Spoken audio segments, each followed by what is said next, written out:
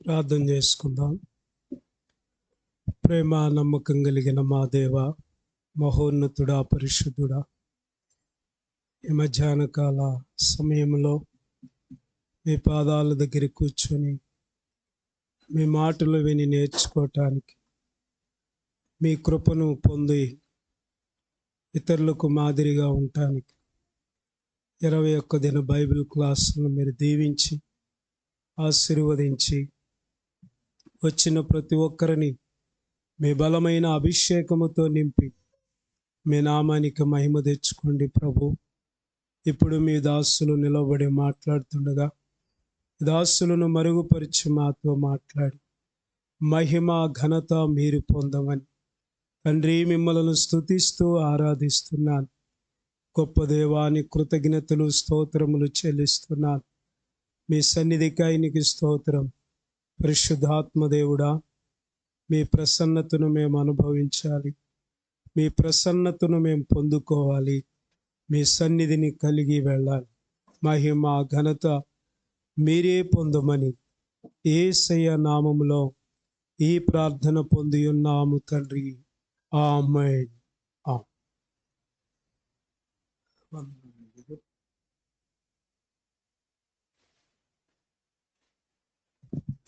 మంచిది.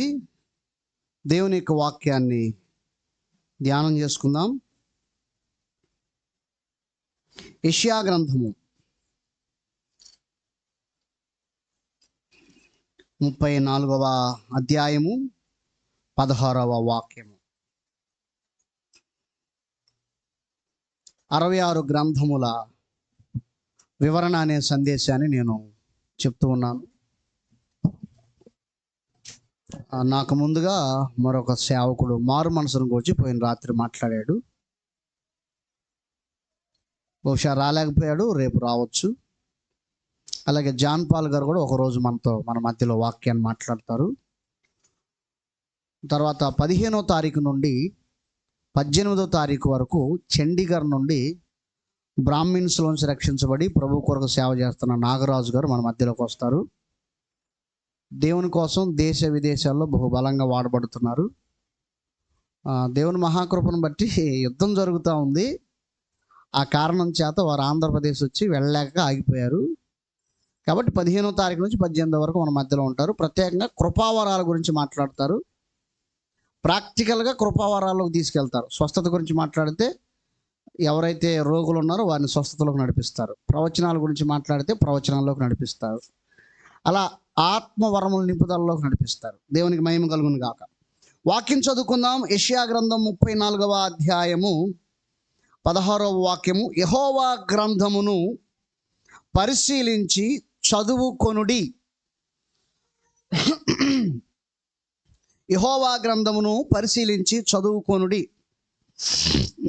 ఎంతగా చదవాలి అంటే కీర్తన గ్రంథం 1వ అధ్యాయము 2వ వచనంలో రాయబడింది, దివారాత్రము చదవాలి, ధ్యానించాలి.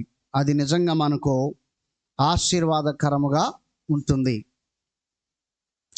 ఎప్పుడైతే పరిశోధించి మనం చదువుతూ ఉంటామో అప్పుడు బయలుపరచబడినవి మనకి, మన సంతానానికి అవును అని ద్వితీయోపదేశకాండం 29:29లో రాయబడినట్లు మన కొరకు, మన సంతానం కొరకు దేవుడు ఏవైతే ఈ గ్రంథంలో రాయించాడో అవి మనకు సంపూర్ణంగా బయలుపరుస్తాడు, బలపరుస్తాడు.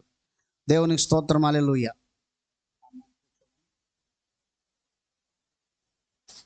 కూర్చొని ఉండాలి. సిద్ధపరిచిన విషయాలన్నీ మనకు బయలుపరుస్తాడు. దేవునికి స్తోత్రం. హల్లెలూయా. మంచిది. మనము మొదటి సెక్షన్లో బైబిల్ గురించి చాలా విషయాలు ధ్యానం చేసాం. బైబిల్ వాక్యం మనకి ఎన్ని విధాలుగా అనుగ్రహించబడింది చెప్పండి? 3 విధాలుగా. మొట్టమొదటిగా పలకబడిన వాక్యం, రెండవది దర్శనాల ద్వారా వాక్యం, మూడవది వ్రాయబడిన వాక్యం. ఈ 3 విధములుగా దేవుని యొక్క వాక్యం మనకు దేవుడు అనుగ్రహించాడు.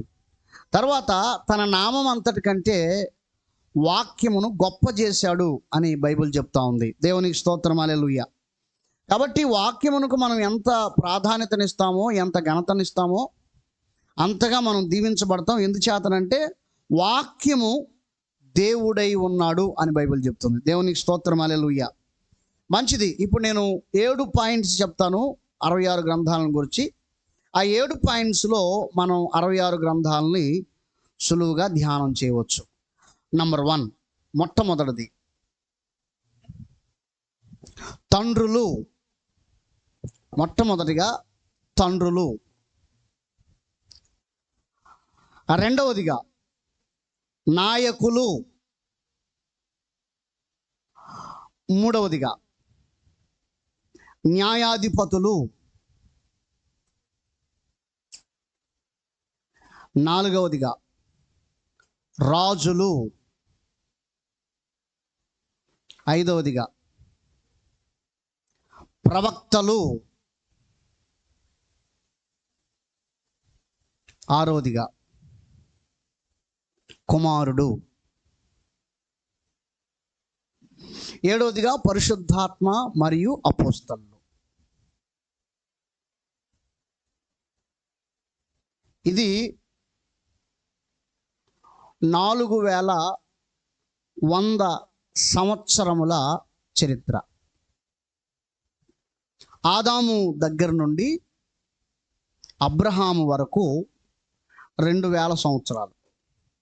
అబ్రహాము యొక్క ఆరంభం మనం ఎక్కడ చూస్తామండి? ఆదికాండం గ్రంథం 11వ అధ్యాయంలో తెరాహు యొక్క సంతానం వంశావళి, తెరాహు యొక్క వంశావళి రాస్తూ ఉన్నప్పుడు అబ్రహాము తెరాహుకు జన్మించాడని రాయబడి ఉంటుంది. అంటే మొదటి అధ్యాయం నుంచి 11వ అధ్యాయం లోపు 2000 సంవత్సరాలు గడిచిపోయాయి.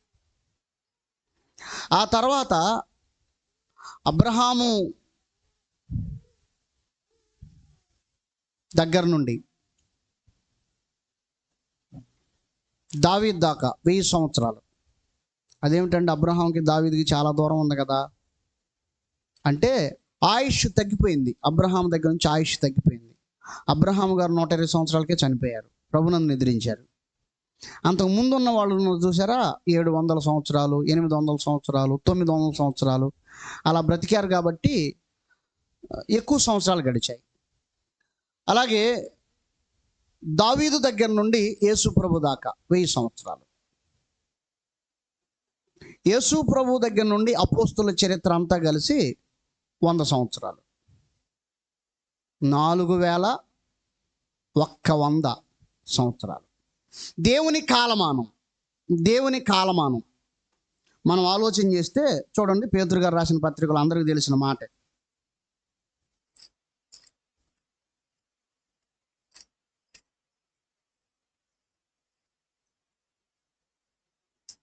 పేతురు గారు రాసిన 2వ పత్రిక 3వ అధ్యాయం 8వ వచనం. ప్రియులారా, ఒక సంగతి మర్చిపోకుడి, ఏమనగా ప్రభు దృష్టికి ఒక దినం 1000 సంవత్సరములను, 1000 సంవత్సరములు ఒక దినం వలన ఉన్నవి అన్నాడు.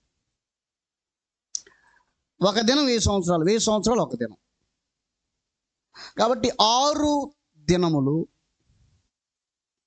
దినములు ఆయన సంపూర్తి చేసి 7వ దినాన ఆయన చేశాడు చెప్పండి, విశ్రాంతి తీసుకున్నాడు ఆయన.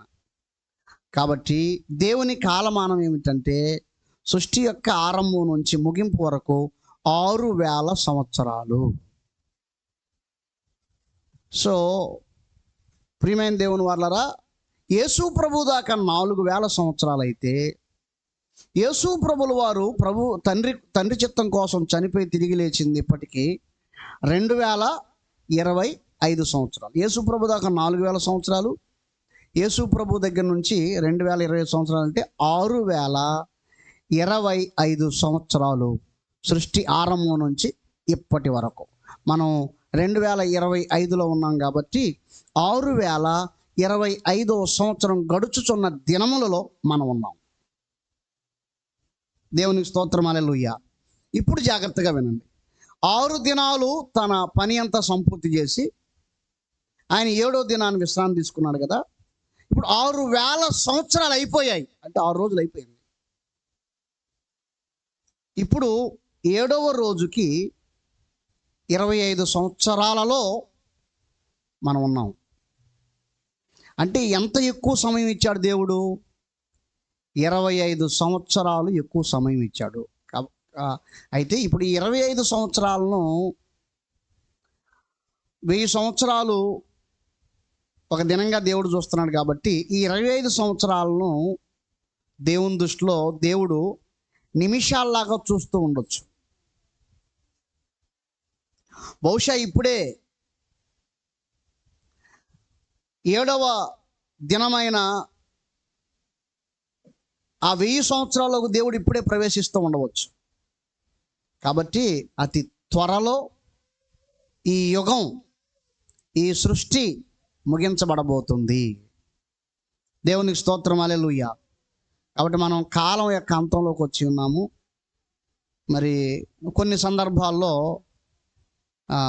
బైబిల్లో ఉన్న మాటలు ఏంటంటే, ఆ కాలం వచ్చుచున్నది, అది ఇప్పుడే వచ్చి ఉన్నది అంటాడు. మృతులు దేవుని కుమారుని శబ్దం విను గడి వచ్చుచున్నది, అది ఇప్పుడే వచ్చి ఉన్నది. అమ్మ తండ్రిని ఆరాధించు కాలం ఒకటి వచ్చున్నది, అది ఇప్పుడే వచ్చి ఉన్నది. తీర్పు దేవుని ఇంటి యొద్ద ఆరంభ కాలం వచ్చున్నది, ఇప్పుడే వచ్చి ఉన్నది అంటాడు. అంటే ముగింపు త్వరగా రాబోతుంది. నిజం చెప్తున్నానండి, మనం బ్రతికున్నప్పుడే ప్రభు రాకడ రాబోతుంది. ఇది వాస్తవం. మనం బ్రతికుండగానే ప్రభు రాకడ రాబోతుంది. అటు దినాల్లో మనం ఉన్నాం. కాబట్టి గెట్ రెడీ, ప్రభు రాబోతున్నాడు, మనం వెళ్ళిపోవాలి. స్తోత్రం, హల్లెలూయా. అందుకే పౌలు అంటాడు, భార్య ఉన్నవారు లేనట్టుగాను, కొనువాడు కొనినది తనది కానట్టుగాను ఉండవలెను. ఎందుకంటే ఈ లోకపు నటన, అది అంత నటనంట గతిస్తుంది. లోకం దాని ఆశలు గతించును, దేవుని చిత్తం జరిగించు వాడు నిరంతరము నిలుచును. దేవునికి స్తోత్రం, హల్లెలూయా. మంచిది. 7 పాయింట్ చెప్పాను. మొదటి చెప్పండి, తండ్రులు. రెండవది నాయకులు. మూడవది న్యాయాధిపతులు. నాలుగవది రాజులు. ఐదవది ప్రవక్తలు. ఆరవది యేసుక్రీస్తు కుమారుడు. ఏడవది పరిశుద్ధాత్మ మరియు అపోస్తలుడు. ఈ 7 విషయాలలో లేదా ఈ 7 వ్యక్తులతో బైబుల్ ముగించబడింది. దేవునికి మహిమ కలుగును గాక. అయితే ప్రియమైన దేవుని వాళ్ళరా, ఇంతకంటే ఇంకా దగ్గర చేసి, అంటే ఇంకా ఆ నిడివిని తగ్గించి, అంటే 7 అనే నిడివిని తగ్గించి 3 అనే దానిలోనికి బైబిల్ తీసుకొచ్చేశారు. చూడండి, మత్తయి సువార్త 1వ అధ్యాయం 1వ వచనం. అబ్రహాము కుమారుడగు దావీదు కుమారుడైన యేసుక్రీస్తు వంశావళి. అంటే ఇక 3 వ్యక్తుల పేర్లు చెప్పేశాడు బైబిల్ పూర్తిగా. దానికి అబ్రహాం అనే వ్యక్తి 2000 సంవత్సరాల నుంచి వచ్చినవాడు కాబట్టి ఆది మనుషుడైన ఆదాము గారిని మనం కలుపుకుంటూ ఇలా పలకాలి. అదేమిటంటే, ఆదాము కుమారుడైన అబ్రహాము కుమారుడగు దావీదు కుమారుడైన యేసుక్రీస్తు వంశావళి. ఇంకా మరొక శాశ్వతమైన వ్యక్తిని నేను కలుపుతున్నాను. దేవుని కుమారుడైన ఆదాము కుమారుడగు అబ్రహాము కుమారుడైన దావీదు కుమారుడగు యేసుక్రీస్తు వంశావళి. స్తోత్రం, హల్లెలూయా. నిత్యం నుండి నిత్యం వరకు, దేవుని నుండి దేవుని వరకు. అంటే బైబిల్ని సులువుగా మనం అర్థం చేసుకోవడానికి. సో మనుషులుగా మనం ఆలోచన చేస్తే 4 స్తంభాలు, ఒక బల్ల లేదా ఒక మంచం నిలబడటానికి 4 స్తంభాలు. బైబిల్కు 4 స్తంభాలు: ఆదాము, అబ్రహాము, దావీదు, యేసుక్రీస్తు. ఈ 4 వ్యక్తులను మనము వ్యక్తుల జీవితాలు పరిశీలనగా తెలుసుకుంటే చాలు. 66 గ్రంథములు అనే ఆ బల్ల ఈ 4 వ్యక్తుల మీద నిలబడి ఉంది. దేవునికి స్తోత్రం, హల్లెలూయా. అర్థమైందండి? 66 గ్రంథములు అనే ఆ చెక్క లేదా ఆ బరువు ఈ 4 స్తంభాల మీద నిలబడి ఉంది. దేవునికి మహిమ కలుగును గాక. అంటే 7 కంటే 4 లేక 3 సులువు కాబట్టి జస్ట్ నేను మీకు అలా చూపించాను. ఇప్పుడు మనము తండ్రుల గురించి ధ్యానం చేయాలి. 7 విషయాలు చెప్పాను కదండి. బైబిల్ మనకు అర్థం అవ్వాలంటే తండ్రుల్లోనూ, నాయకుల్లోనూ, న్యాయాధిపతుల్లోనూ, రాజుల్లోనూ, ప్రవక్తల్లోనూ, కుమారుల్లోనూ, అపోస్తుల్లోనూ, పరిశుద్ధాత్మునిలోను పరలోకమందున్న దేవుని ఉద్దేశాలు నెరవేరుతూ ఉన్నాయి. కాబట్టి ఒక్కొక్కరి జీవితాలను పరిశోధించుకుంటూ వస్తూ ఉంటే దేవుని యొక్క సంకల్పం అనేది మనకు సంపూర్ణంగా అర్థమవుతుంది. దేవునికి స్తోత్రం, హల్లెలూయా. మంచిది ప్రియులారా. జగత్తు పునాది వేయబడక మునిపే, చూడండి ఎఫెసీ పత్రికలో ఆ మాటను మనం చూద్దాం. జగత్తు పునాది వేయబడక మునిపే, ఎఫెసీ పత్రిక 1వ అధ్యాయము 4 నుంచి, ఎట్లనగా తన ప్రియుని యందు తాను ఉచితముగా మనకు అనుగ్రహించిన తన కృపామహిమకు కీర్తి కలుగునట్లు తన చిత్త ప్రకారమైన దయా సంకల్పము చొప్పున యేసుక్రీస్తు ద్వారా తనకు కుమారులుగా స్వీకరించుటకై మనల్ని ముందుగా తన కోసం నిర్ణయించుకొని మనము తన ఎదురు పరిశుద్ధులమును నిర్దోషములై ఉండవాలని జగత్తు పునాది వేయబడక మునుపే ప్రేమ చేత ఆయన క్రీస్తులో మనలను ఏర్పరచుకొనెను. మనం ఎప్పటి నుంచి ఉన్నాము అంటే జగత్తు పునాది వేయబడక ముందు నుంచి ఉన్నాం. ఎక్కడున్నాము అంటే క్రీస్తులో ఉన్నాం. ఆ క్రీస్తు ఎక్కడున్నాడు? యోహాను శుభవార్త 1వ అధ్యాయము 18వ వచనం. ఆ క్రీస్తు ఎక్కడ ఉన్నాడు? యోహాను శుభవార్త 1వ అధ్యాయము 18వ వచనం. ఎవడును ఎప్పుడైనను దేవుణ్ణి చూడలేదు, తండ్రి రొమ్మునున్న అద్వితీయ కుమారుడు ఆయనను బయలుపరచెను. క్రీస్తు తండ్రి రొమ్మున ఉన్నాడు. ఆ క్రీస్తులో మనుష్య జాతి అంతయు ఉంది. అంచేత ప్రేమ చేత క్రీస్తులో మనల్ని ఏర్పరచుకున్నాడు. అంటే క్రీస్తు ఎలా శాశ్వతమైన వాడో మనము కూడా అలాగా శాశ్వతమైన వారము. అంచేత మనల్ని దేవుడు ఆయనలోంచి బయటికి తీసేసి ఈ శరీరంలోకి పంపించేశాడు, లోకంలోకి పంపించేశాడు. అసలు ఈ శరీరంలోకి పంపించకపోతే యుగ యుగాలు ఆయనతో ఉండేవాళ్ళం కదా అనుకోవచ్చు. మనలాగా ఆయన కూడా శరీరంలోకి వచ్చాడు. మనలాగా ఆయన కూడా శరీరంలోకి వచ్చాడు, మనకు మాదిరిని చూపించాడు. కాబట్టి ప్రియమైన దేవుని వారలారా, మనమందరము జగత్తు పునాది వేయబడక మునిపే యేసు క్రీస్తులో ఉన్నాం, ఏర్పాటు చేయబడ్డాం. ఆయనలో ఉన్నవారము భూమి మీదకి వచ్చినప్పుడు ఆయన వారముగా ఉండే భాగ్యమునిచ్చాడు. దేవునికి స్తోత్రం, హల్లెలూయా. కాబట్టి అబ్రహాము అనే ఆయన క్రీస్తులో ముందుగానే ఉన్నాడు. ఆదాము అనే ఆయన క్రీస్తులో ముందుగానే ఉన్నాడు. నిజంగా ఎంత గొప్ప దేవుడు అండి. ఆయనలోంచి మనం వస్తే మనలోంచి ఆయన వచ్చాడు. నేను చెప్పింది మీకు అర్థమైందా? చెప్పింది అర్థమైందండి? చెట్టులో నుంచి విత్తనం వస్తే విత్తనంలో నుండి చెట్టు వచ్చింది. చెట్టు ముందా విత్తనం ముందా? చెట్టే ముందు. దేవుడు చెట్లు కలుగును గాకని పలికాడు. అంచేత చెట్టే ముందు. చెట్టులో నుండి సీడ్ వస్తే, విత్తనం వస్తే, విత్తనంలో నుంచే వచ్చింది చెట్టు వచ్చింది. అలాగే క్రీస్తులో నుంచి మనం వస్తే ఈ శరీరాన్ని ఏర్పరచుకొని శరీరంలోంచి క్రీస్తు భూమి మీదకి వచ్చాడు. దేవునికి స్తోత్రం, హల్లెలూయా. అంటే మనలో ఆయన ఎంతగా ఉన్నామో, ఆయనలో మనం ఎంతగా ఉన్నామో మనలో ఆయన కూడా అంతగా అయిపోయాడు. దేవునికి మహిమ కలుగును గాక.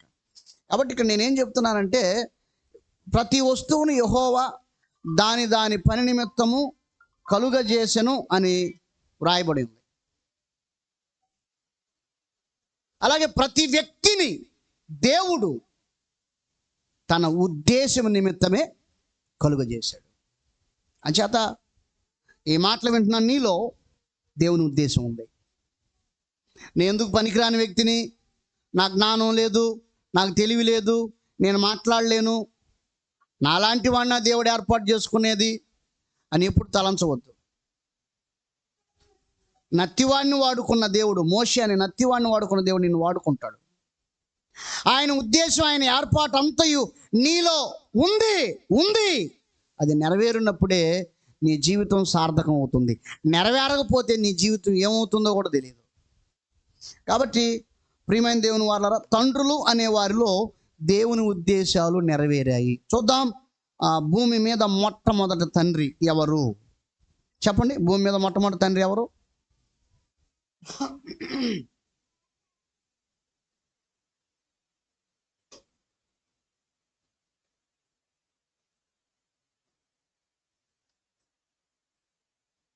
భూమి మీద మొట్టమొదటి తండ్రి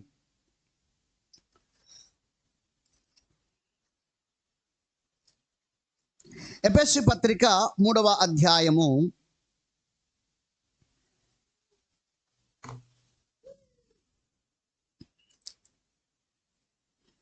14వ వచనం.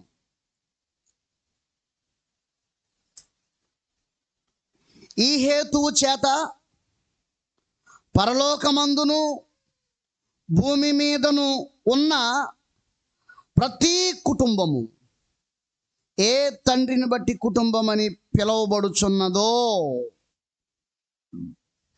ఆ తండ్రి ఎదుట నేను మోకాళ్ళుని. చూడండి, మొట్టమొదటిగా అటు పరలోకంలో కానీ ఇటు భూమి మీద కానీ ఉన్న ప్రతి కుటుంబానికి పరలోకమందున్న పరమ తండ్రి.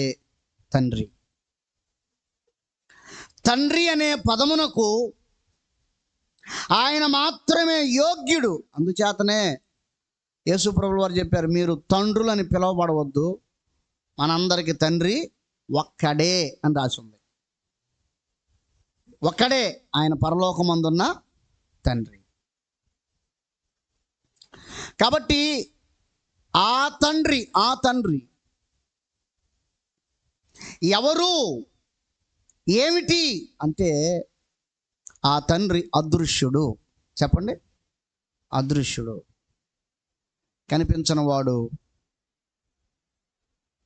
అదృశ్యుడైన వాడు. ఆయన వినిపిస్తాడు. ఆయన చలనం, కదలికలు నీకు అర్థమవుతాయి. అంటే తనను తాను నీకు బయలుపరుచుకుంటాడు. దేవునికి స్తోత్రం, హల్లెలూయా.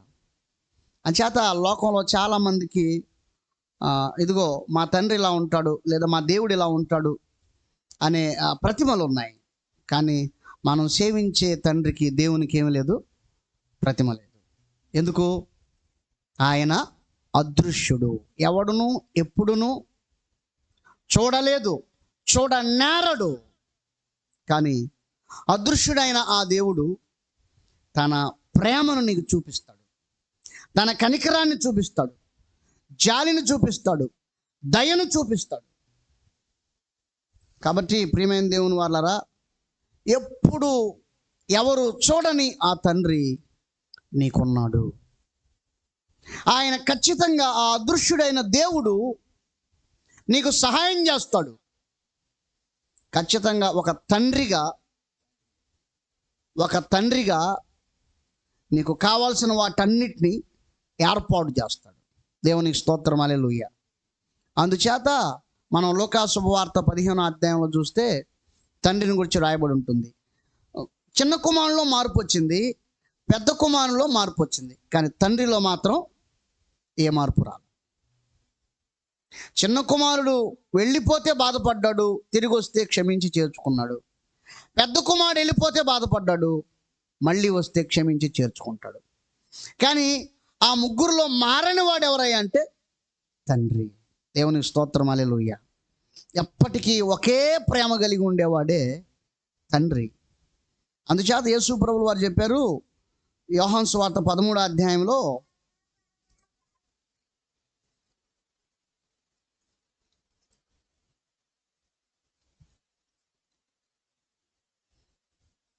క్షమించాలి 14వ అధ్యాయం 2వ వచనం, నా తండ్రి ఇంట అనేక నివాసములు కలవు, లేని యెడల మీతో చెప్పుదును, మీకు స్థలం సిద్ధపరచి వెళుచున్నాను. నేను వెళ్ళి మీకు స్థలం సిద్ధపరిచిన యెడల నేనుండు స్థలంలో మీరు ఉండులాగున మరలా వచ్చి నా యొద్ద నుంటుకు మిమ్మల్ని తీసుకొని పోదును. చూడండి, తండ్రి యొద్ద అనేక నివాస స్థలములు గలవు. అంటే తండ్రి ఆస్తి పిల్లలకు సొంతం, అంతే కదా. పెద్ద కుమారుడు ఏమన్నాడు? కుమారుడా, నావన్నీ నీవి అన్నాడు. కాబట్టి మనము ఆయన పిల్లలం అయ్యాం కాబట్టి ఆయన దగ్గర నుంచి వచ్చాం కాబట్టి, ఆయన దగ్గరికి వెళతాం కాబట్టి, ఇదిగో తండ్రి నీ కోసం నా కోసం ఆస్తిని సిద్ధపరిచాడు, అనేక నివాసములు గలవు అని రాయబడింది. అంటే నీకు కావాల్సిన నివాసం దేవుడు ఏర్పాటు చేసి పెట్టాడు. అందుకే పౌలు అంటాడు, మన పౌరస్థితి పరలోకమందు. అంటే మనం పరలోకానికి సంబంధించిన పౌరులము. మన పౌరసత్వం అక్కడ ఉంది. నీ పౌరసత్వం ఆడుంది.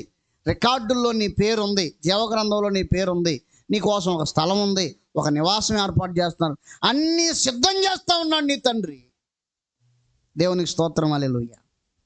అన్నిటినీ సిద్ధపరుస్తున్న తండ్రి, అదృశ్యుడైన తండ్రి, సిద్ధపరుచుచున్న తండ్రి, మరియు నీ ఎడల బాధ్యత కలిగిన తండ్రి. ఎప్పటికీ నిన్ను విడిచిపెట్టడు, మరచిపోడు. దేవునికి స్తోత్రం, హల్లెలూయా. కాబట్టి ప్రియమైన దేవుని వాళ్ళరా, మొట్టమొదటిగా పరలోకపు తండ్రి. ఎవరండి? పరలోకపు తండ్రి. అందుకని యేసు ప్రభువు వారు ప్రార్థన నేర్పేటప్పుడు, పరలోకమందున్న మా తండ్రి నీ నామం పరిశుద్ధపరచబడును గాక. అంటే ఆ ప్రార్థనలో మొదటి ప్రాధాన్యత ఎవరికి ఇవ్వాలంటే తండ్రికి ఇవ్వాలని చెప్తున్నాడు యేసు ప్రభువుల వారు. ఆ తర్వాత నీ నామం పరిశుద్ధపరచబడును గాక, నీ రాజ్యం వచ్చును గాక, నీ చిత్త పరలోకమందు నెరవేరినట్లు భూమి మీద నెరవేరును గాక అంటూ ఆ తర్వాత అంటాడు, మా అనుదిన ఆహారం నేడు మాకు దయచేయము. అంటే ముందు పరలోకానికి ప్రాముఖ్యత నువ్వు, తర్వాత భూ సంబంధమైన వాటన్నింటిని అడుగు అంటున్నాడు అక్కడ. దుష్టం నుంచి తప్పించండి, కీడు నుంచి తప్పించండి, మా రుణములను క్షమించండి. అంటే తర్వాత భూ సంబంధమైనవన్నీ. అంటే మొదట పర సంబంధమైనవి, పరలోకపు తండ్రికి ప్రాధాన్యతనివ్వాలి అని చెప్తున్నాడు. దేవునికి మహిమ కలుగును గాక. తర్వాత రెండవదిగా మనం చూసినట్లుగా అయితే, రెండవదిగా ఆదాము. రెండవ ఆయన ఎవరండి? ఆదాము. ఆదాము తండ్రి అని బైబిల్ చెప్తుంది. చూడండి, ఆదికాండం గ్రంథం 3వ అధ్యాయము 20వ వచనం. ఆదాము తన భార్యకు హవ్వ అను పేరు పెట్టెను, ఏలయనగా ఆమె జీవం గల ప్రతివానికి తల్లి. ఆదాము మనకి తండ్రి. ప్రియమైన దేవుని వాళ్ళరా, ఈ ఆదాము గారికి, మన తండ్రి అయిన ఆదాము గారికి దేవుడిచ్చింది ఏమిటంటే ఏలుబడి చెయ్యి అని చెప్పాడు. యాలండి అని పలికాడు. అతనికి ఇచ్చిన గొప్ప అథారిటీ, అధికారం. ఆదికాండం గ్రంథం 1వ అధ్యాయము 28వ వచనం. దేవుడు వారిని ఆశీర్వదించి ఇట్లనెను, మీరు ఫలించి అభివృద్ధి పొంది విస్తరించి భూమిని నిండించి దాన్ని లోపరుచుకొనుడి, సముద్రపు చేపలను ఆకాశ పక్షులను భూమి మీద ప్రాకు ప్రతి జీవిని ఏలుడని దేవుడు వారితో చెప్పాను. దేవుడు మన తండ్రి అయిన ఆదాము గారికి ఇచ్చింది ఏమిటంటే ఏలుబడి. ఏమిచ్చాడండి? అందుకని కుటుంబాన్ని తండ్రి ఏలాలి. కుటుంబాన్ని ఏలన వాడు సంఘమును ఇట్లు ఏలవలను అని రాబడింది. కుటుంబాన్ని ఏలుబడి చేయాలి ఒక తండ్రిగా. ఏలుబడి చేయాలంటే పెత్తనం చేయాలని కాదు, అన్ని జాగ్రత్తలు చూసుకోవాలని అర్థం. కుటుంబానికి సంబంధించిన పిల్లల విషయాలలో ఆయన చాలా జాగ్రత్త గలవాడై ఉండాలి.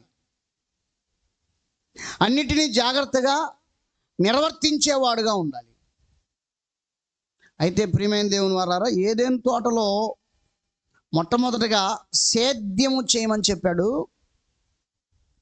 రెండోదిగా యాలమని చెప్పాడు. సేద్యం బాగానే చేస్తున్నాడు, కానీ ఏలుబడే సరిగా చేయలేకపోయాడు. అర్థమైందండి? ఏలుబడి సరిగా చేయలేకపోయాడు. హవ్వ ఆ పండు తెచ్చిచ్చినప్పుడు, ఇది ఎక్కడి నుంచి తెచ్చావు, ఎందుకు తెచ్చావు, ఇది మనం తినేదేనా అని అడగలేదు. ఆయన తినేశాడు. అంచేత దేవుడు వచ్చి హవ్వను పిలవలేదు, సర్పాన్ని పిలవలేదు, ఆదామును పిలిచాడు. ఎందుకంటే అతను జవాబుదారిగా ఉన్నాడు. దేవునికి జవాబు చెప్పవలసిన వానిగా ఉన్నాడు ఆదాము. సరిగా ఏలలేదు. తద్వారా ఏమొచ్చిందంటే లోకంలోనికి పాపం వచ్చింది. అదే రాస్తాడు కదా పౌలు భక్తుడు. చూద్దాం. ఇట్లుండగా రోమీలకు రాసిన పత్రిక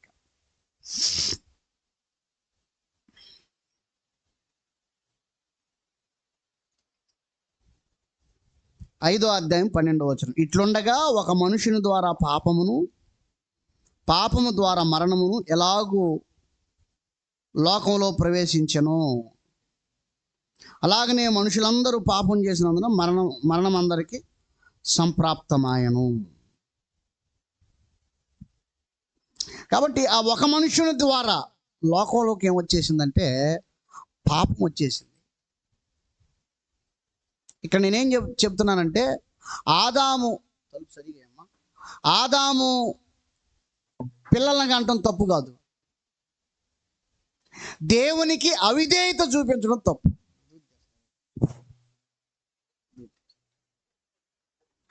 దేవునికి అవిధేయతను చూపించడం తప్పు.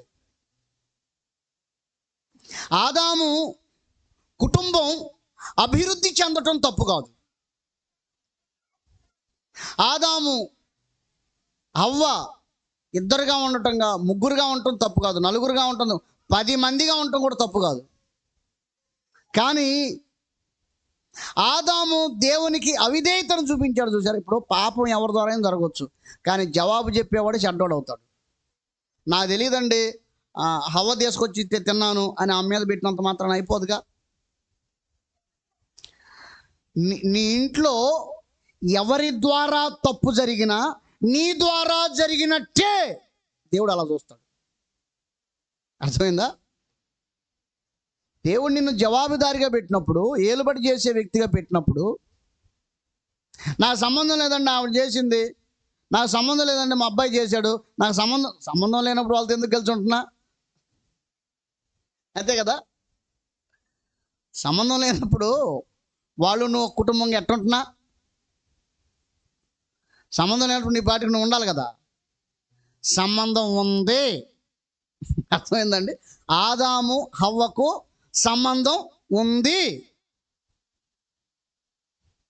ఆ సంబంధాన్ని బద్దలు చేసేటట్లుగా, దేవునితో ఉన్న సంబంధాన్ని తెంచేసేటట్లుగా హవ్వ సర్పంతో సంబంధం పెట్టుకుంది. సంబంధం అంటే సహవాసం పెట్టుకుంది. దాన్ని కూడా కొంతమంది తప్పుడుగా ప్రచారం చేసేవాళ్ళు ఉన్నారు. హవ్వ సర్పంతో పాపం చేస్తే కయ్యూను పుట్టాడు కాబట్టి కయ్యూను దుష్టుని సంబంధించిన బైబిల్లో రాయబడి ఉందని కొంతమంది వక్ర భాష వాడుతున్నారు. ఒక సర్పం స్త్రీతో ఎలా పాపం చేయగలదో? అది అసాధ్యమైన కార్యం కదా. ఎలా అసలు ఆలోచన చేసుకోవడానికి అసభ్యకరమైన విషయాలు కదా అవి. కొందరు అలా చెప్పేవాళ్ళు ఉన్నారు. కాబట్టి హవ్వ సర్పంతో చేసిన ఆ సహవాసం దేవుడు వద్దు అని చెప్పిన దాన్ని తినటం, ఆదాముకి తీసుకొచ్చి ఇవ్వటం, ఆయన కూడా ఏం పట్టించుకోకుండా తినటం, అది నిజంగా ఘోరమైన పాపం. ఇంకోటి ఏమిటంటే కొందరు ఇలా అనవచ్చు, అయ్యా మంచి చెడును తెలియచే వృక్షఫలం తినిన తర్వాత వాళ్ళకి శరీర సంబంధమైన ఆలోచనలు వచ్చాయి, పిల్లలు పుట్టారు, ఆ విధంగా మానవ జాతి భూమి మీద ఉద్భవించింది అనొచ్చు. పుట్టిన వాళ్ళందరూ పాపులే కదండి, పరిశుద్ధులు కాదుగా. పాపులు పుట్టి ప్రయోజనం ఏముంది? అందుకే కదా దేవుడు కోపం వచ్చి జలప్రళయం మొత్తం తుడిచిపెట్టేసాడు నోవహు కుటుంబాన్ని పక్కన పెట్టి. అందుచేత నేను ఇక్కడ ఏం చెప్తున్నా అంటే, మంచి చెడులు తెలియచే వృక్ష ఫలం తినకపోయినా దేవుడు ఆదాము నుండి కొన్ని వేల లక్షల మంది మనుషులను తీయగలడు. ఇప్పుడు ఇంతగా హవ్వ ఎక్కడి నుంచి వచ్చింది? ఆదాములోంచి కదా వచ్చింది. మరి మనుషుల్ని ఎలాగైనా పుట్టించగలరు. చూడండి, ఇక్కడ చూడండి. ఉదాహరణకి ఇది ఆదాం అనుకుందాం. ఇతను ఆదాం. దేవుడు ఆదాములోంచి ఇలా తీస్తాడనమాట. ఇలా తీసేస్తే 100 కొలది ఆదాములు వస్తారు. హవ్వను తీసుకొని ఇలా తీసేస్తే 100 కొలది హవ్వలు వస్తారు. దేవునికి అసాధ్యం చెప్పండి? దేవునికి చాలా సులువు కదా. అలా పండు తింటేనే,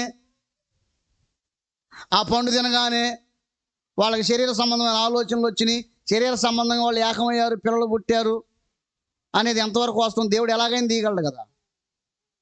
యేసుప్రభుల వారు ఏం చెప్పాడు?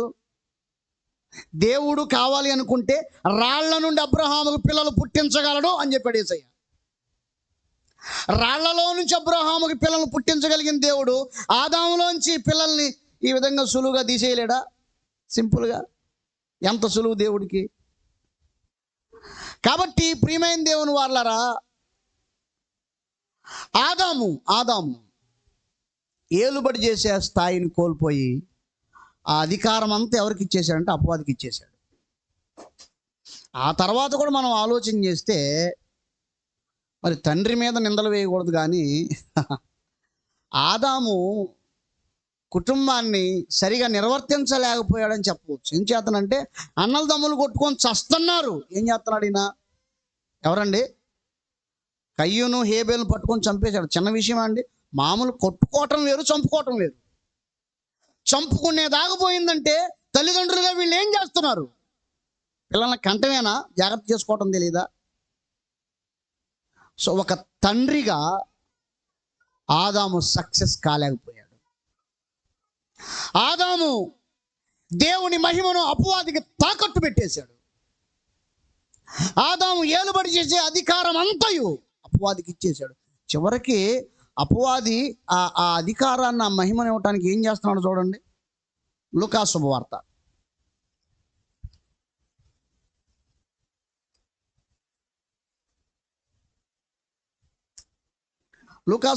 4వ అధ్యాయం.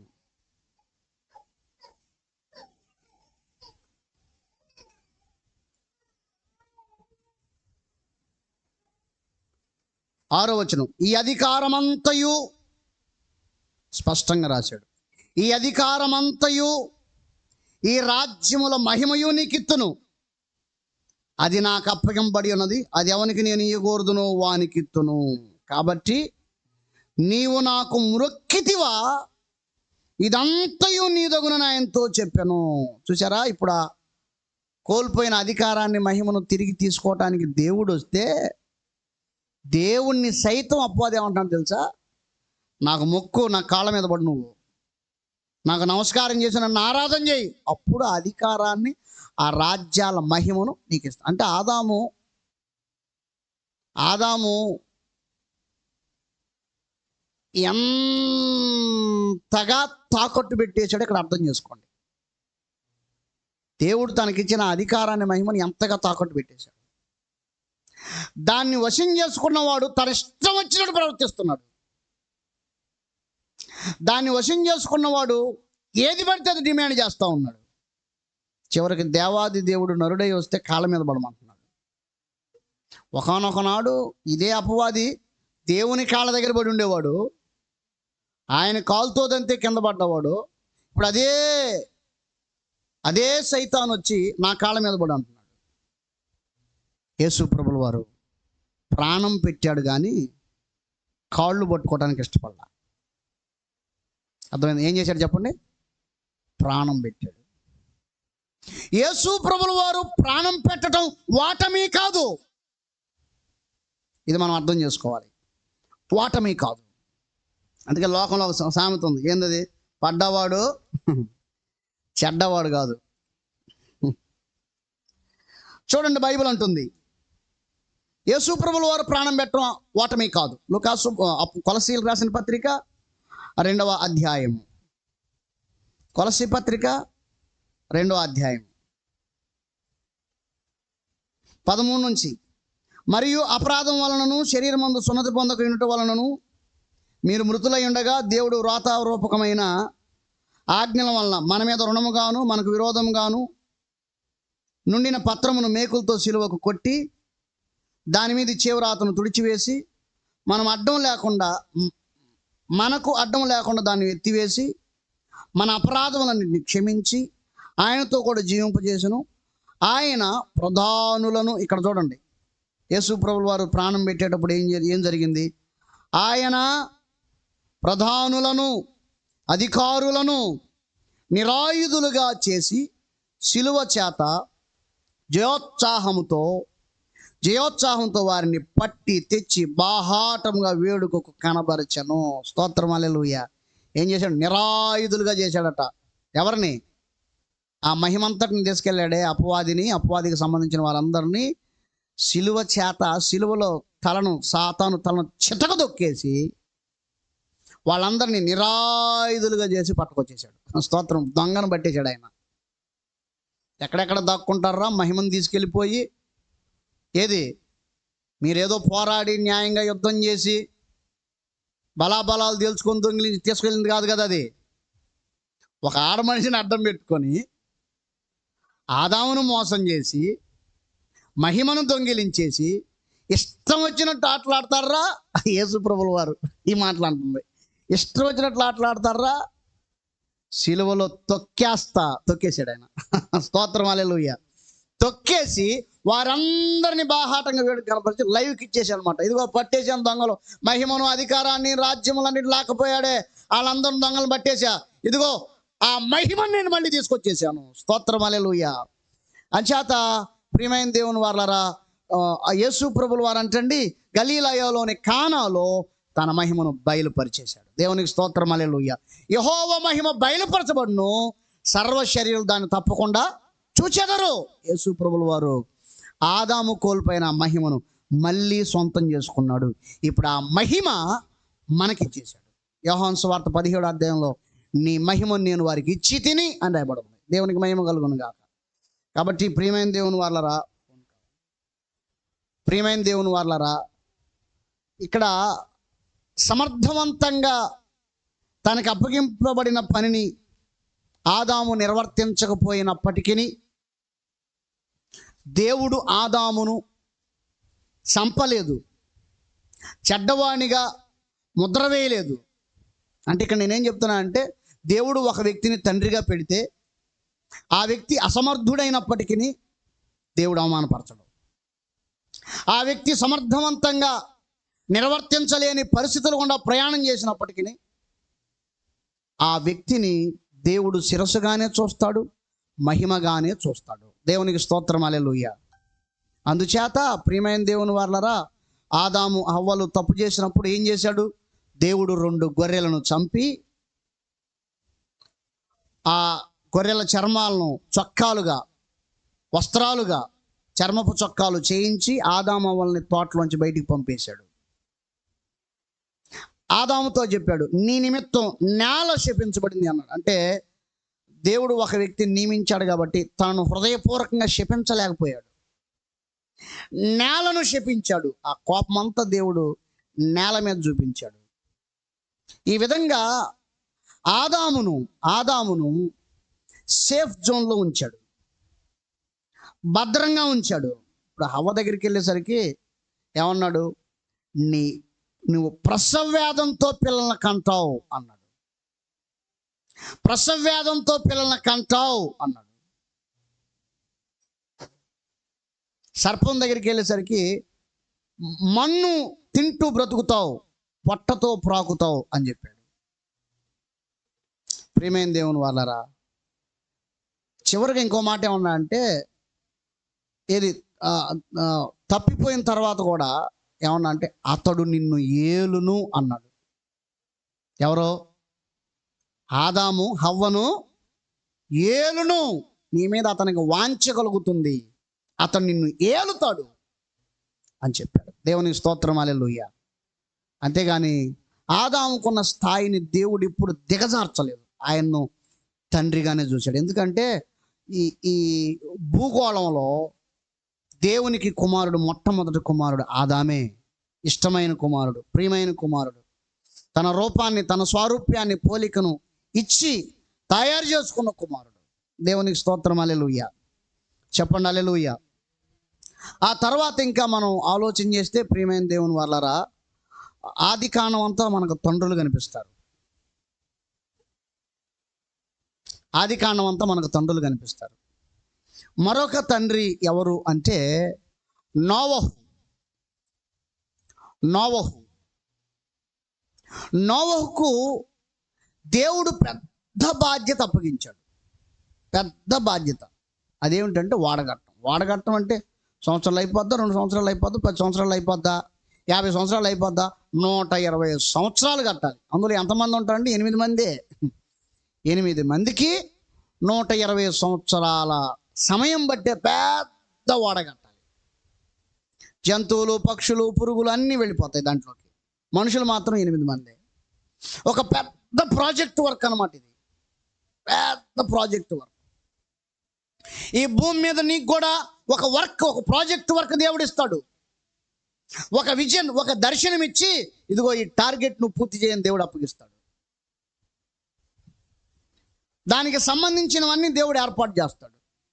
నమ్మకంగా అది నువ్వు చేస్తే దేవుడు అంటాడు, నీవే ఈ తరంలో నాకు నిందారహితుడిగా ఉన్నావు, వాళ్ళలో ప్రవేశించండి అంటాడు. దేవునికి స్తోత్రం, హల్లెలూయా. నిజంగా నోవహు సమర్థవంతంగా ఆ ఓడను పూర్తి చేశాడు. దేవుడు కూడా సమర్థవంతంగా జలప్రళయం నుంచి తప్పించాడు. 9వ అధ్యాయం రాబడి ఉంటుంది. ఆదాము హవ్వలకి ఇచ్చిన అదే ఆశీర్వాదం ఇస్తాడు. మీరు ఫలించి అభివృద్ధి చెంది భూమిని నిండించండి అని చెప్పాడు. దేవునికి స్తోత్రం, హల్లెలూయా. సో నోవాహు గారి దగ్గర నేను చెప్పే మాట ఏమిటంటే, దేవుడు నీకు ఇచ్చిన పని విషయంలో నమ్మకంగా పూర్తి చేయి. అది నీకు చాలా ఆశీర్వాదకరం అవుతుంది. నువ్వు చేసే పనే నిన్ను కాపాడుతుంది. నువ్వు చేసే పనే నిన్ను కీడుల నుంచి తప్పిస్తుంది. నువ్వు చేసే పనే నిన్ను హెచ్చిస్తుంది. పనిని సమర్థవంతంగా నెరవేర్చు, అది నీకు చాలా ఆశీర్వాదకరం అవుతుంది. దేవునికి మహిమ కలుగును గాక. 3 తండ్రుల గురించి చెప్పాను ఇప్పటికీ. మొదటి తండ్రి ఎవరు చెప్పండి? దేవుడు. 2వ తండ్రి ఆదాము. 3వ తండ్రి నోవహు. 4వ తండ్రి అబ్రహాము. అబ్రహామును దేవుడు 2 సార్లు పిలిచాడు. చదువుదాం. అపోస్తల కార్యముల గ్రంథము 7వ అధ్యాయము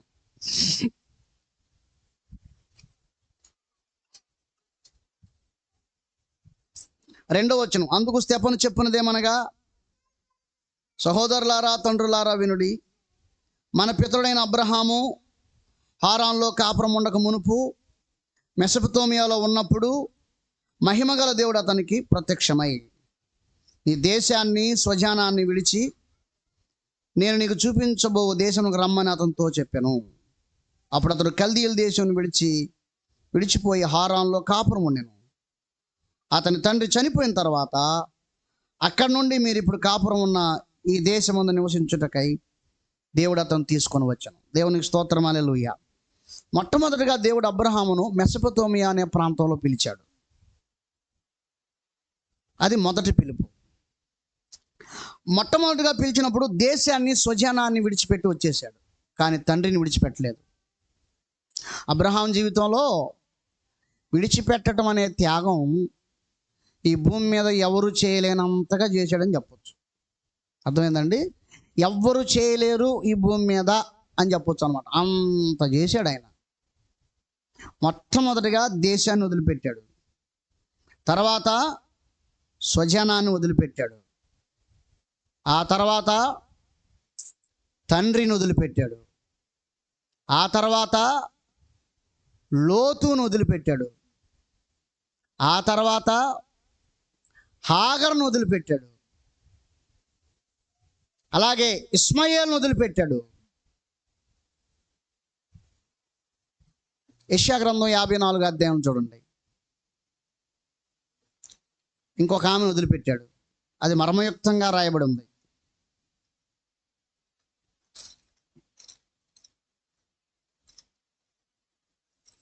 లేఖనం చూపిస్తేనే మీరు దాన్ని అంగీకరించగలరు. గొడ్రాల పిల్లలు కనని దాన జయగీతమిత్తము, ప్రసవ వేదన పడని దాన జయకీర్తనిత్త ఆనందపడము. ఎందుకో తెలుసా? సంసారి పిల్లల కంటే విడవబడిన దాని పిల్లలు విస్తారమవుదని యెహోవా సెలవిస్తున్నాడు. అది ఇక్కడ సంసారి ఎవరు, విడవబడింది ఎవరు అంటే, విడవబడింది శారా, సంసారి హాగరు. అర్థమైందండి? అంటే చివరికి ఎవరిని వదిలిపెట్టాడు? శారాన్ని కూడా విడిచిపెట్టి గుడారాలు వేరైన అని బైబిల్లో ఉంది, రాయబడి ఉంది. ఎవరు గుడారాలు వాళ్ళయే. అర్థమయ్యే భాషలు చెప్పాలంటే ఎవరు మంచం వాళ్ళదే. అది విడిచిపెట్టేశాడు. ఇంకేం పుడతారులే, అంత అనవసరం. ఇంత వయసు వచ్చినా కూడా ఇంకేం పుడతారు, ఆ వయసు ముసిలాం అయిపోయిన తర్వాత పిల్లలు ఏం పుడతారు, వదిలేసాడు ఆయన. ఇంకా చివరికి దేవుని కోసం అన్నీ వదిలేశాడు, భార్యను కూడా వదిలేసాడు చెప్పాలంటే. అందుకే దేవదూతలు వచ్చినప్పుడు అబ్రహాం నీ భార్య ఎక్కడ ఉందంటే గుడారంలో ఉందన్నాడు. అంటే వీళ్ళు దగ్గర దగ్గర లేరు, దూర దూరాలు ఉంటున్నారు పాపం.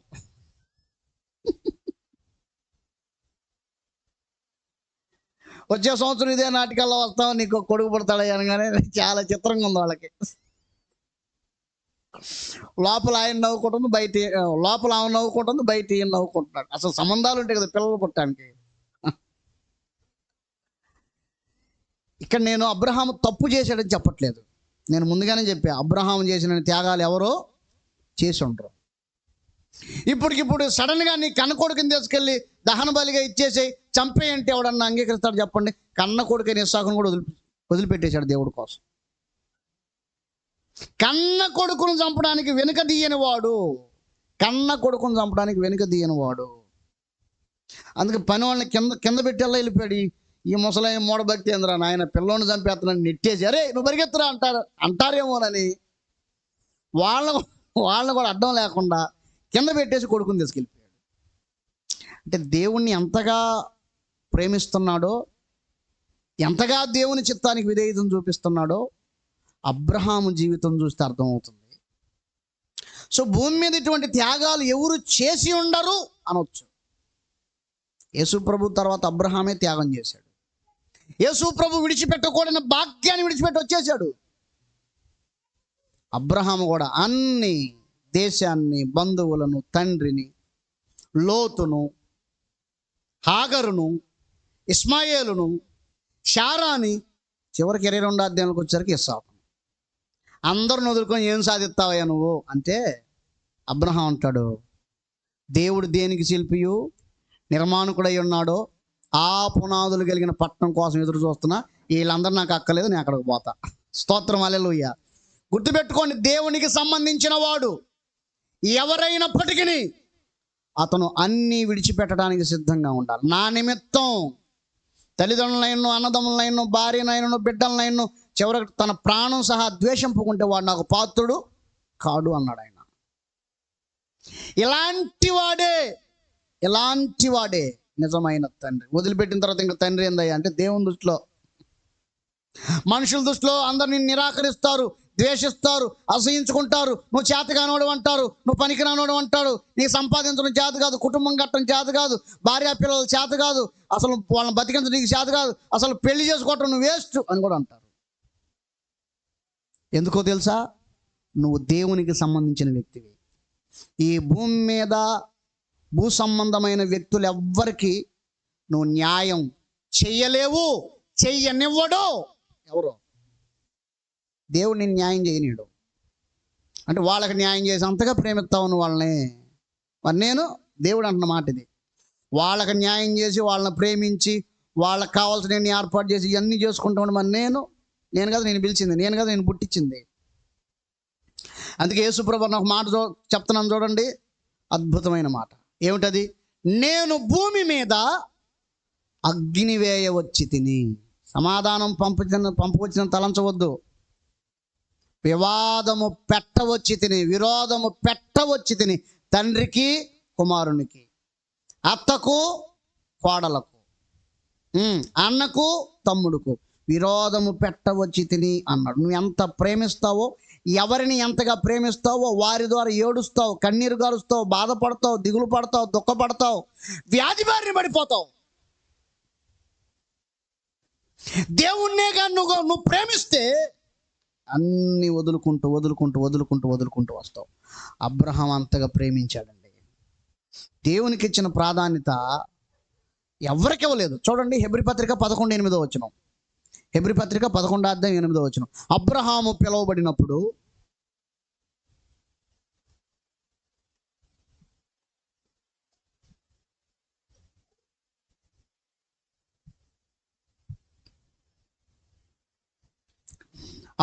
పిలువబడినప్పుడు విశ్వాసమును బట్టి ఎక్కడికి వెళ్ళవలనో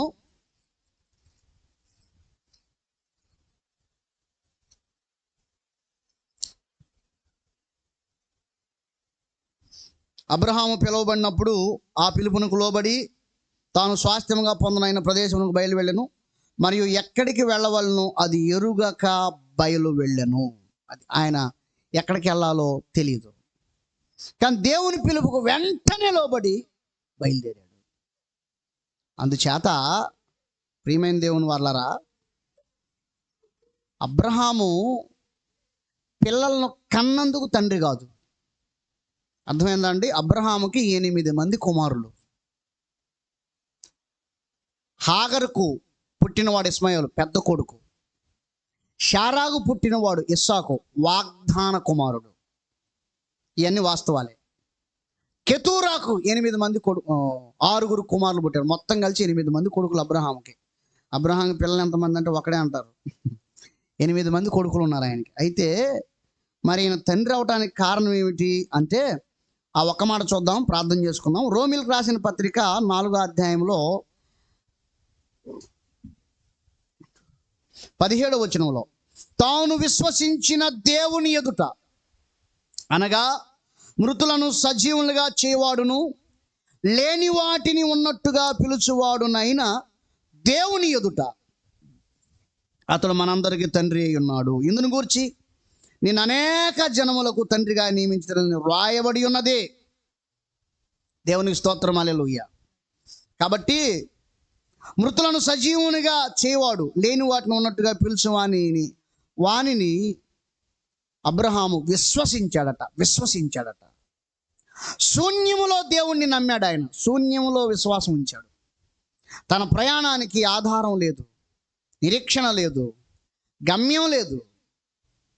సౌందర్యవంతురాలైన భార్యని వెంట పెట్టుకొని, మందలను, ఆస్తిని, పనివారిని వెంట పెట్టుకొని, లోతు కుటుంబాన్ని వెంట పెట్టుకొని, ఇంతమందిని తీసుకొని ఎక్కడికి వెళ్ళాలో తెలియకుండా తాను ప్రయాణం ప్రారంభించాడంటే అది నిజంగా భయాలతో కూడిన ప్రయాణం కదండి. ఎంత భయాలతో కూడిన ప్రయాణం! ఎక్కడికి వెళ్ళాలో తెలియకుండా ఇంతమందిని ఎంటబెట్టుకొని ఎట్టెళ్ళిపోతావు? ఎలా వెళ్ళాలనిపించింది ఆయనకి? గుర్తుపెట్టుకోండి, దేవుడు ఏర్పాటు చేసుకున్న వాళ్ళందరి జీవితాలు ఎట్నే ఉంటాయి, వారి ప్రయాణాలు ఎట్నే ఉంటాయి, వారి బ్రతుకులు ఎట్నే ఉంటాయి. అంగీకరించే మనసున్న వారు అంగీకరించుదురుగాక. దేవునికి స్తోత్రం, హల్లెలూయా. నిజంగా శారా అంగీకరించింది. ఆమె అంగీకరించిందంటే దానికి రుజువు ఏమిటి? చెల్లి అని చెప్పమని చెప్పేసింది.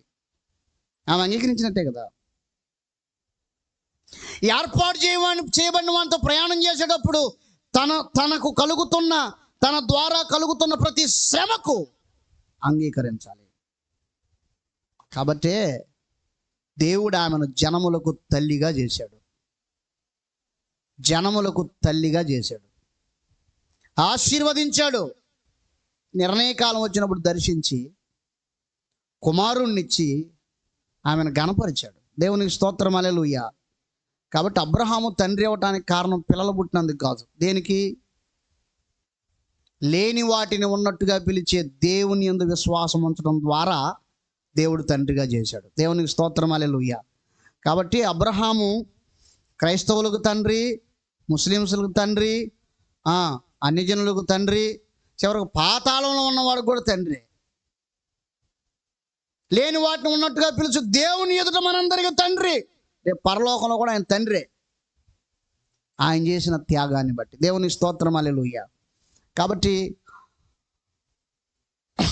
ఆదాము జీవితంలో మనం నేర్చుకుంటుంది సరిగా నిర్వర్తించలేకపోయాడు.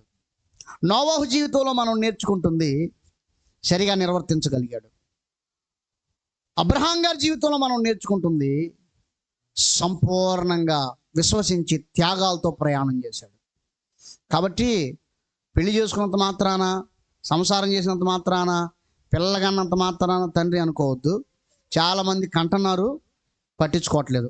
కుక్కలు, పందులు కంటని కొంతమంది కూడా కంటున్నారు. ఈ కంఠం పెద్ద విషయం కాదు. అక్రమ సంబంధంగా ఉన్న వాళ్ళు కూడా కంటున్నారు, అది కాదు విషయం. దేవుని నుండి సరి అయిన ఆశీర్వాదం వస్తుందా రాదన్నదే విషయం. దేవుని ద్వారా మనం తండ్రి అని పిలువబడుతున్నామా లేదా? చివరికి అబ్రహాము సంతానం నుంచి దేవుడు వచ్చి అబ్రహాము తండ్రి అన్నాడు. మత్తయి సువార్త 1:1 రాయబడింది, అబ్రహాము కుమారుడగు దావీదు కుమారుడైన యేసుక్రీస్తు వంశం. చివరికి దేవుని చేత కూడా ఆయన తండ్రి అని పిలిపించుకున్నాడండి. అబ్బా, ఎంత గొప్ప ఆశీర్వాదం. అందుచేత దేవుని కొరకు ఇంకా విడిచిపెట్టవలసిన ఏమైనా ఉంటే విడిచిపెట్టు. ఇంకా వేలకాడుతూ ఉండొద్దు, వదిలేసి దేవుని కోసం వదిలేయి. దేవుని నుండి నీకు సరి అయిన ఆశీర్వాదం వస్తుంది. దేవుడు ఒక ముద్ర వేసి నేను దీవించాడా, దాన్ని ఎవరు మార్చలేరు. ఒక్కొక్కళ్ళు ఒక్కొక్క సత్యాన్ని మనం నేర్చుకోగలం. ఆదాము అనే ఆదాము గారు, మన తండ్రి అయిన ఆదాము గారు నిర్వర్తించలేకపోయాడు, తాకట్టు పెట్టేశాడు, కోల్పోయాడు. నోవహు అనే వ్యక్తి 120 సంవత్సరాల ఆస్తులన్నీ ఖర్చు పెట్టి దేవుడిచ్చిన గోల్, ఆ దర్శనం, ఆ ప్రాజెక్ట్ వర్క్ సంపూర్ణం చేశాడు. అబ్రహాం అనే వ్యక్తి తానున్న పరిస్థితుల్లో నుండి ఒక్కొక్కటి త్యాగాలు చేసుకుంటూ తెంచుకుంటూ దేవుని ద్వారా దీవించబడ్డాడు. దేవునికి స్తోత్రం, హల్లెలూయా. ఇవన్నీ తండ్రుల జీవితాలు. ఎవరి జీవితాలు చెప్పండి? నువ్వు తండ్రివి కదా, నువ్వు తండ్రి స్థానంలో ఉన్నావుగా, ఇవన్నీ నేర్చుకో. ఆదాము విషయాలను అలా ఉంచి తండ్రి అయిన దేవుని దగ్గర నుంచి మంచి విషయాలు తీసుకో, నోవహు దగ్గర నుంచి మంచి విషయాలు తీసుకో, అబ్రహాం గారి దగ్గర నుంచి మంచి విషయాలు తీసుకో. అప్పుడు నువ్వు విశ్వాసులకు తండ్రి అవుతావు. అందరు నిన్ను తండ్రి అని పిలవటానికి ఇష్టపడతారు, నాన్న అని పిలవటానికి ఇష్టపడతారు, డాడీ అని పిలవటానికి ఇష్టపడతారు. కారణం ఏంటంటే నీ భూ సంబంధమైన ప్రేమను బట్టి కాదు, కానీ నీ ఆత్మ సంబంధమైన మహిమను బట్టి, విశ్వాసమును బట్టి, ప్రభువు కోసం నువ్వు చేసే త్యాగాన్ని బట్టి, పరిచయాన్ని బట్టి, నీ మీద ఉన్న అభిషేకాన్ని బట్టి అందరూ నిన్ను తండ్రి అని పిలవటానికి ఇష్టపడతారు. దేవునికి స్తోత్రం, హల్లెలూయా. కాబట్టి ప్రియమైన దేవుని వాళ్ళారా, మనం తండ్రులుగా ఉందాం. తండ్రులుగా దేవుడు మనకిచ్చిన బాధ్యతలను సంపూర్ణంగా నెరవేర్చడానికి త్యాగాలు చేద్దాం. ప్రభు ఈ మాటలు దీవించును గాక. అందరూ మోకాళ్ళు లేని ప్రార్థనలోకి వెళదాం. కొన్ని నిమిషాలు ప్రార్థన చేద్దాం. ఇంకా తండ్రులు అనే సందేశం పూర్తి కాలేదు, ఇంకా ఉంది. తర్వాత దినాల్లో మనం ధ్యానం చేసుకుంటాం. హల్లెలూయా, హల్లెలూయా. నిలువు మోకాళ్ళ మీదకి రండి, 2 చేతులు పైకి ఎత్తండి, ప్రభువుని అడగండి. ప్రభువా, ఆదాము వలే కాక నోవహు వలే, అబ్రహాము వలే నాయనా, మీరు మాకు ఇచ్చిన దర్శనమును, మీరు మాకు ఇచ్చిన బాధ్యతను, పనిని సమర్థవంతముగా మేము పూర్తి చేయగలగటానికి తగిన అభిషేకమును దయచేయి నాయన, తగిన మహిమను దయచేయి ప్రభువా. నోవహు మీద ఉన్న అదే అభిషేకం దిగిరానివ్వండి ప్రభువా. వాడను పూర్తి చేయగలిగిన సామర్థ్యం దయచేయండి. మీరు మాకు ఇచ్చిన దర్శనాన్ని నెరవేర్చగలిగిన సామర్థ్యం దయచేయండి. అబ్రహాము తన జీవితంలో త్యాగాలు చేసుకుంటూ ఎలా ప్రయాణం చేశాడో, వదులుకుంటూ నీ కోసం ఎలా ముందుకు వెళ్ళాడో, అలాగే మీకోసం మేము త్యాగాలు చేసుకుంటూ ముందుకు వెళ్ళగలిగిన ఒక అభిషేకం కొమ్మరించు నాయన. అదృశ్యుడైన దేవుని మీద అదే మహిమ దిగి వస్తూ ఉంది, అదే శక్తి సామర్థ్యాలు దిగి వస్తూ ఉన్నాయి. ఆదాము కోల్పోయిన అదే మహిమ యేసు క్రీస్తు తన రక్తమును దారబోసి అపవాది నుంచి మళ్ళీ తీసుకున్నాడు. ఆ మహిమను మనకిస్తున్నాడు, ఆ అభిషేకాన్ని మనకిస్తున్నాడు. అందుచేత దేవుడు అబ్రహాముకి మహిమ గల దేవునిగా ప్రత్యక్షమయ్యాడట. ఇదిగో మహిమ కలిగిన దేవుని ప్రత్యక్షత పొందుకోయాలో ఇదిగో అబ్రహాముకి ఏ పిలుపు అయితే వచ్చిందో నీకు అదే పిలుపు వచ్చింది బిడ్డ. అబ్రహాం మీదకి ఏ మహిమ అయితే కుమ్మరించబడిందో అదే మహిమ నీ మీద కుమ్మరించబడుతూ ఉంది. చప్పులు కొట్టి పరిశుద్ధాత్మను కనపరుద్దాం. హల్లెలూయా. అబ్రహాం మీద అదే మహిమ దిగను గాక, అదే అభిషేకము దిగను గాక, ఇప్పుడే ప్రభు కోసం వదులుకోగలిగిన శక్తి దిగను గాక. పరిశుద్ధాత్ముడు అభిషేకిస్తున్నాడు. రబల కరమది కల్బదు రబలబ. నింపబడు, నింపబడు, ఆపవద్దు, ఆపవద్దు, ఆపవద్దు, నింపబడుతూనే ఉండు. రకటకబ శబలబది కల్బదరబ. దేవుని ఆత్మ అభిషేకిస్తున్నాడు, దేవుని ఆత్మ అభిషేకిస్తున్నాడు. విశ్వాస ప్రయాణాన్ని ప్రారంభించు. మళ్ళీ పైకి లే బిడ్డ, మళ్ళీ పైకి లే. దేవుడు మళ్ళా నిన్ను 2వ మారు పిలుస్తున్నాడు.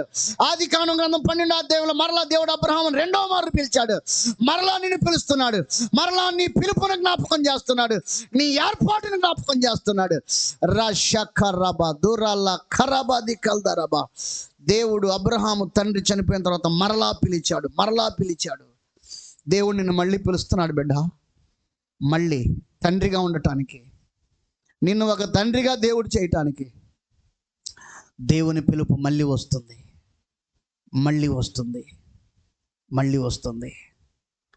పిలుపును, ఏర్పాటును నిశ్చయం చేసుకోవటానికి మరీ జాగ్రత్త పడ్డని వాక్యం చెప్తుంది. నిశ్చయపరచుకో బిడ్డ. దేవుడు నిన్ను ఒక తండ్రిగా ఉండటానికి పిలుస్తున్నాడు. ఆయన పిలుపు కోసం నువ్వు చేయాల్సింది ఏంటంటే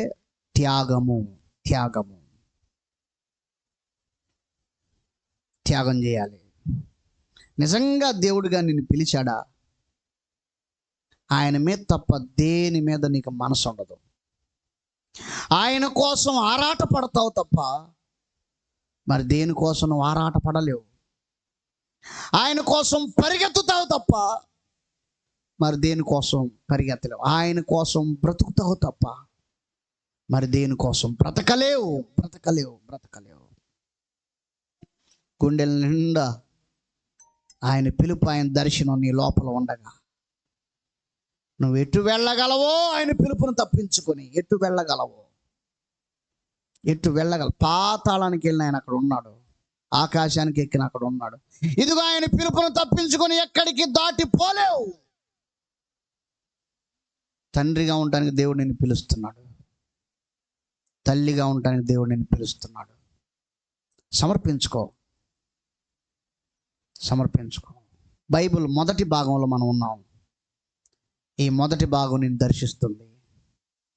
ఈ మొదటి భాగమే నిన్ను ప్రత్యేకపరుస్తుంది. ఇప్పుడున్న జీవితం కాదు.